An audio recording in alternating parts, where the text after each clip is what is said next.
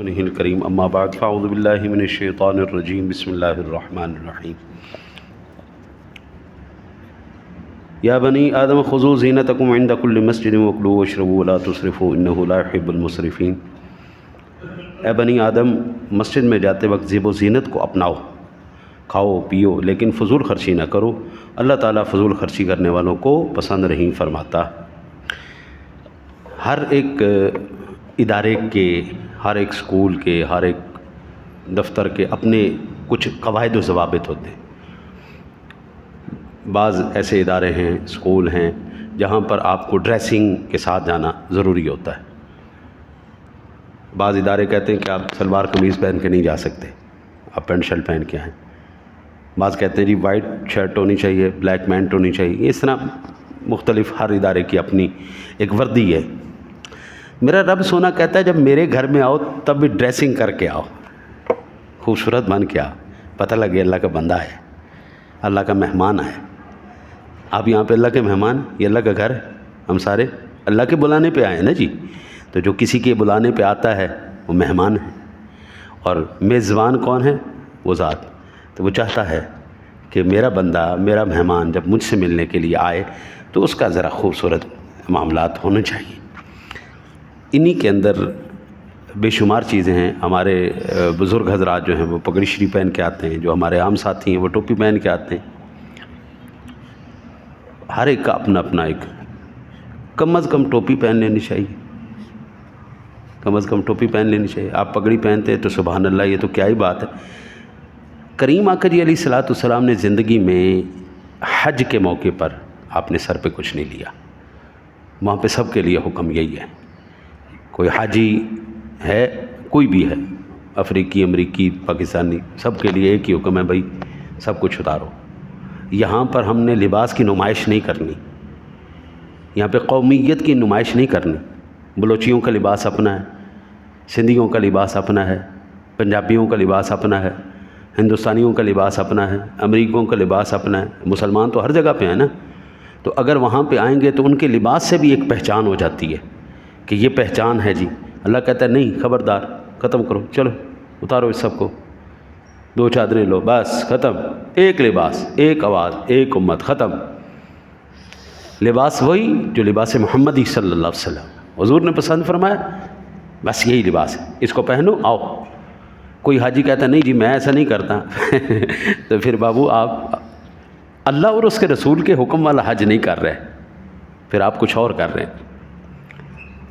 بندہ جو آپ کو اچھا لگتا ہے، دیکھیں آپ سمجھتے ہیں کہ میں پینٹ شرٹ میں زیادہ سوبر لگتا ہوں اور مجھے اس میں زیادہ پراؤڈ فیل ہوتا ہے، آپ وہ پہن کے آئیں۔ آپ کو سلوار قمیض اچھی لگتی ہے، آپ سمجھتے ہیں کہ یہ میرے لیے فاخرانہ لباس ہے، ذرا اچھا لباس ہے، تو وہ لے کے آئیں۔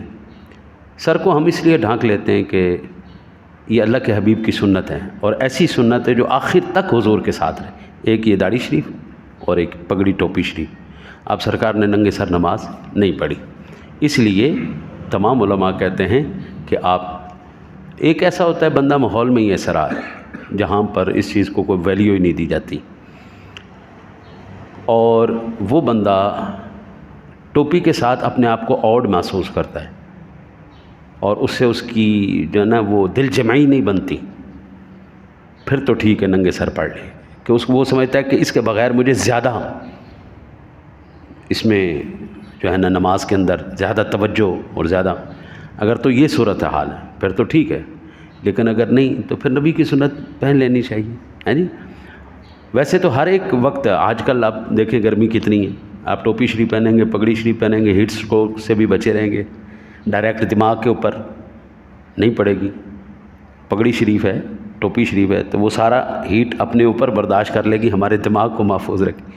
اب دیکھو نا اللہ اور اس کے رسول کے حکم میں ہمیں حکمت کتنی زبردست ملی، ہاں جی، حکمت بھی ملی۔ ہاں ایک بندہ کہتا ہے جی یہ کوئی ویلیو والی چیز ہی نہیں ہے، شٹ ہے، حقارت کی نظر سے اس کو دیکھتا ہے، وہ بندہ بے ایمان ہے جو اس کو حقارت کی نظر سے، یہ کوئی ویلیو والی چیز ہے، یہ کوئی پراؤڈ کی چیز ہے، چھوڑو اس کو، حقارت دے، وہ بندہ بے ایمان ہے، کیونکہ وہ پگڑی کی نہیں توہین کر رہا، وہ ٹوپی کی نہیں، وہ سنت رسول کی توہین کر رہا ہے، وہ سنت رسول کی توہین کر رہا ہے، ٹھیک ہے نا جی. اب یہاں سے دو چیزیں سامنے آئیں، ایک وہ جس کی دل جمعی ننگے سر ہے تو وہ وہاں پہ اس کے لیے ٹھیک ہے، لیکن ایک ہے حقارت سے کسی کو ریجیکٹ کرنا. بابا نا نا نا نا، اللہ تعالیٰ تو کسی صورت میں بھی جو ہے وہ تکبر اور انا اپنے اندر پسند نہیں کرتا. بندے کے اندر تکبر سوال ہی پیدا نہیں. ایک حدیث پاک ایسی سیاستہ کے اندر بے شمار مقامات پر ہے، اس کا خلاصہ میں عرض کر دیتا ہوں. جس نے تکبر کیا اس نے شرک کیا، جس نے تکبر کیا اس نے شرک کیا، کیونکہ المتکبر یہ اللہ کا نام ہے، اللہ کا نام المتکبر، صرف وہ ذات. اور میرے لیے سب سے اعلیٰ درجہ اور سب سے اونچا مقام کون سا ہے؟ سجدے کے اندر. یہ سجدہ جو ہے یہ انسان کی معراج ہے. اور انسان کی معراج کیا ہے؟ ناک اور ٹوپی اور پگڑی. یہ ہم اپنے لیے سب سے زیادہ اس کو ویلیو والی چیز سمجھتے ہیں. اللہ کہتا ہے میری بارگاہ میں اس کو رگڑو نا، ذرا ناک کو رگڑو. ناک کو اچھی طرح آپ لگائیں گے، اس کو اچھی طرح جمائیں گے تو جبھی سجدہ کنسیڈر ہوگا. بصورت دیگر سجدہ نہیں ہونے والا، یعنی کہ تو نے صرف سر تو جھکا دیا لیکن نفس کو نہیں ابھی نیچے تو نے ذلیل کیا. کر اس کو رگڑا لگا، اچھی طرح دبا، اور پھر یہاں تک نہیں، کہہ سبحان ربی الاعلیٰ، میں نیچے، اعلیٰ تیری ذات، اونچی تیری ذات، بلند تیری ذات. پھر اللہ کہتا ہے ہاں اب میرا بندہ ہے، یہ میرا بندہ ہے، یہ وہ بندہ ہے جس نے واقعہ اپنی معراج حاصل کر لی. میری معراج کیا ہے کہ میں زمین کے اوپر اپنے سر اور ناک کو رگڑ کے اس کی بڑائی اور بلندی اور اعلیٰ صفتی بیان کروں. شانوں والا تو، بلندیوں والا تو، اعلیٰ تو. ہاں جی، وہ تیری معراج کہ تو وہاں تک پہنچا، میری معراج کہ میں تیرے قدموں تک پہنچا. جب بندہ مومن سجدہ کر رہا ہوتا ہے نا جی، تو اللہ کی شان کے لائق اس کے قدموں میں سجدہ کر رہا ہوتا ہے. تیری معراج کہ تو وہاں تک پہنچا، میری معراج میں تیرے قدموں تک پہنچا. بس ہمیں اللہ کے قدموں میں سجدہ کرنا مل جائے قبلہ، یہ سب سے اونچی اور اعلیٰ بات. اور میرے آقا نبی اکرم صلی اللہ علیہ وسلم نے ارشاد فرمایا جب تم نماز پڑھو تو دونوں لباس پہنو، بے شک اللہ تعالیٰ کے لیے زینت اختیار کرنا زیادہ ضروری ہے، یعنی شلوار قمیض دونوں پہنو یا مکمل لباس پہنو. یہ طبرانی شریف کی حدیث پاک ہے. صحابہ کے دور کے اندر نا جی غربت زیادہ تھی. ابھی یہ غربت ختم ہوئے 50 سال 40 سال ہی ہوئے ہیں. اس سے پیچھے آپ چلے جائیں، آپ ہمارے بزرگوں کے اندر بھی دیکھیں تو رفو کا وہ ہوتا تھا، کپڑوں کو رفو کروایا کرتے تھے. یہ پیسے کی اور مال کی جو بہتات ہے نا، یہ اتنی زیادہ دیر نہیں ہوئی آئی. یہ آپ کی جو ہمارے بڑے ساتھی بیٹھے انہوں نے دیکھا ہوگا، کپڑوں کو رفو کرواتے تھے، ہے نہیں. اب تو بابا 10 سوٹ 8 سوٹ ایک عام بندے کے ہیں، 4 5 جوتے جوڑے کے ہیں. تو ہمارے بزرگ فرماتے تھے کہ ہمارے پاس تو غربت کا عالم یہ ہوتا تھا کہ ہم درختوں کے پتوں کو پیروں پر باندھ کے ان سے جوتے کا کام لیا کرتے.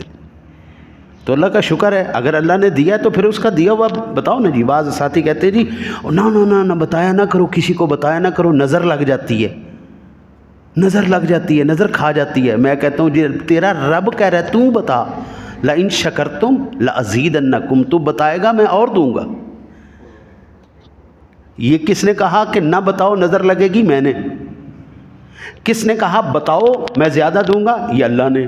اب آپ بتائیں اللہ کی بات بڑی کہ میری بات بڑی؟ آپ میں جتنے مرضی دلائل دوں آپ کو، بات اللہ کی بڑی ہے، بات اس کے رسول کی بڑی. اگر ہے تو پہنو، نہیں ہے تو مانگو. وہ ذات بڑی کریم ہے، وہ عطا فرمانے والی. اللہ سے دعا اللہ آپ کو مجھے عمل کی توفیق عطا فرمائے.